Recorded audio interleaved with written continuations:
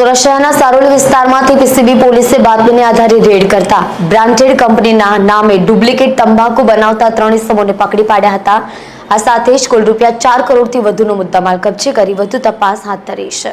ખાવા પીવાની વસ્તુઓમાં સતત નકલી વસ્તુ બજારમાં વેચાણ થઈ રહી છે, ત્યારે સુરતમાં આ પ્રકારનું એક કૌભાંડ સામે આવ્યું છે।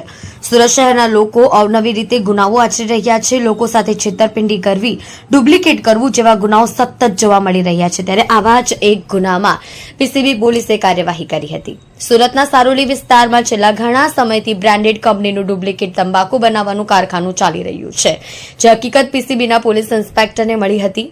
જે બાબતે બ્રાન્ડેડ પ્રાઇવેટ લિમિટેડ કંપનીના લીગલ એડવાઇઝરની જાણ કરવામાં આવતા તેમણે સાથે રાખીને રેડ કરવામાં આવી હતી, જ્યાં પોલીસે રેડ કરતા 3 ઇસમો તંબાકુનું ડુપ્લિકેશન કરતા રંગે હાથે ઝડપાઈ ગયા હતા, જેમાં 3 ઇસમો બ્રાન્ડેડ કંપનીનું ડુપ્લિકેટ કરીને વેચાણ કરી રહ્યા હતા, જેમાં પોલીસે 3 આરોપીને પકડી પાડી કુલ ₹1 કરોડથી વધુનો મુદ્દામાલ કબજે કરી વધુ તપાસ હાથ ધરી છે।